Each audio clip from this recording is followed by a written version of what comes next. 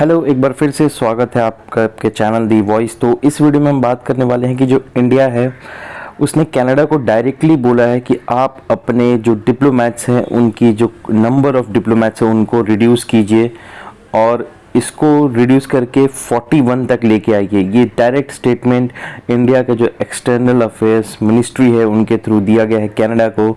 और आप जानते हैं कि इंडिया और कनाडा के रिलेशनशिप इस वक्त बहुत ही ख़राब चल रहे हैं। एक तरह से इतना डिप आया हुआ है इंडिया कनाडा रिलेशनशिप में सिर्फ एक आदमी की वजह से और एक खालिस्तानी मूवमेंट की वजह से। तो इस वीडियो में आपको डिटेल में बताऊंगा कि ये इंडिया का ऐसा क्यों कहना है कि आप अपने डिप्लोमेट्स घटाइए और इसका क्या रीज़न है। तो चलिए इस पे एक बार डालते हैं। इंडिया ने क्लियर बोला है कनाडा को कि आप अपने diplomats dozens of diplomat staff को कम कीजिए और ये स्टेटमेंट आज की ही है। यहाँ पे आप क्लियरली देख सकते हैं कि इंडिया ने ओपनली कहा है कि diplomats from the country should be reduced by 40। I mean इनके पास अगर देखा जाए अभी के टाइम में तो कनाडा में टोटल मतलब इंडिया में कनाडा के टोटल जो डिप्लोमेट्स हैं यहाँ पे जो नंबर है ये है 62। यहाँ पे आप देख सकते हैं कनाडा है 62 डिप्लोमेट्स इन इंडिया और इंडिया ने कहा है कि ये total should be reduce by 41 होना चाहिए। यानी अभी भी कनाडा को 21 डिप्लोमेट्स कम करने हैं।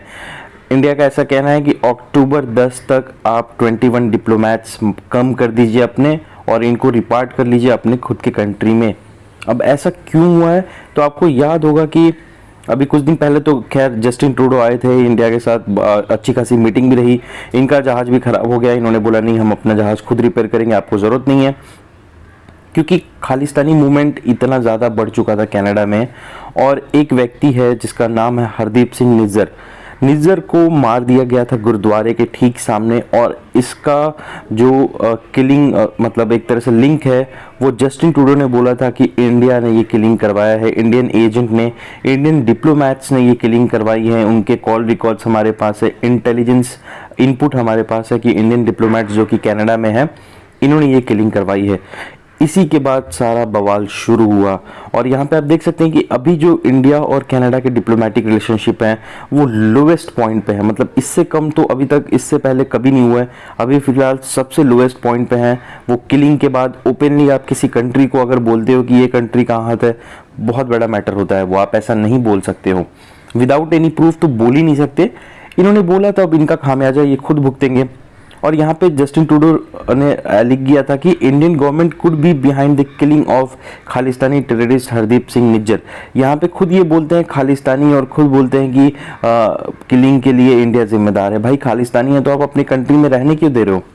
और डेजिग्नेटेड टेररिस्ट इंडिया में भी है हरदीप सिंह निज्जर। ऐसा नहीं कि सिर्फ कनाडा में हरदीप सिंह निज्जर इंडिया का ही डेजिग्नेटेड टेररिस्ट था।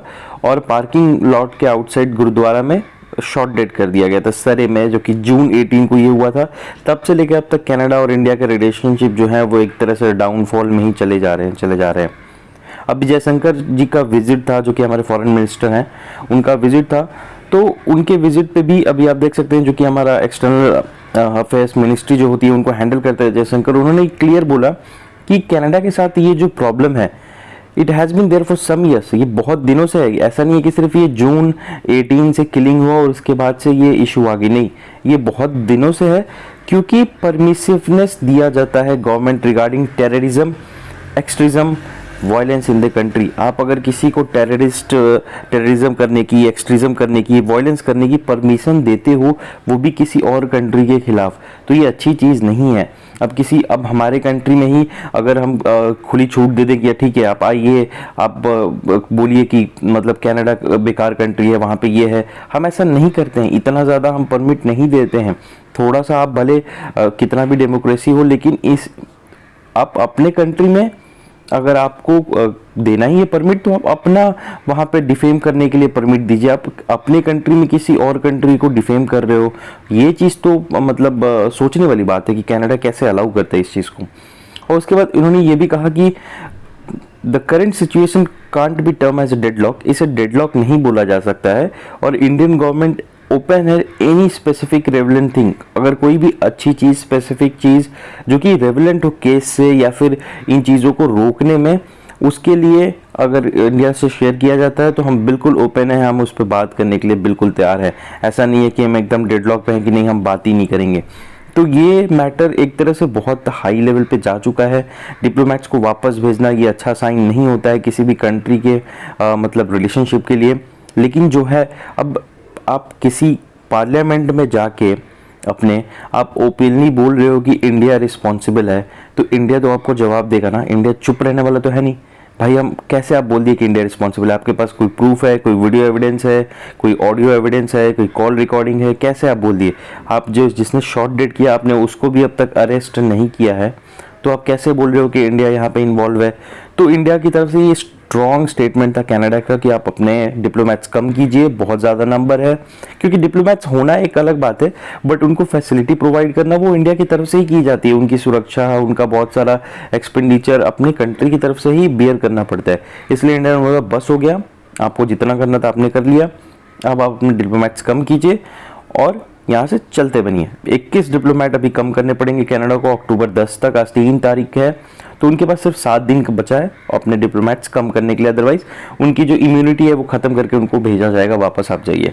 तो ये था अपडेट इंडिया कनाडा रिलेशनशिप में। आशा करता हूँ कि आपको वीडियो अच्छी लगी हो, तो प्लीज़ चैनल को सब्सक्राइब कीजिएगा, वीडियो को लाइक कीजिएगा, अपने दोस्तों के साथ शेयर कीजिएगा। मिलता हूँ आपसे अगले वीडियो में, तब तक के लिए अपना बहुत बहुत ख्याल रखिए। Thank you and take care.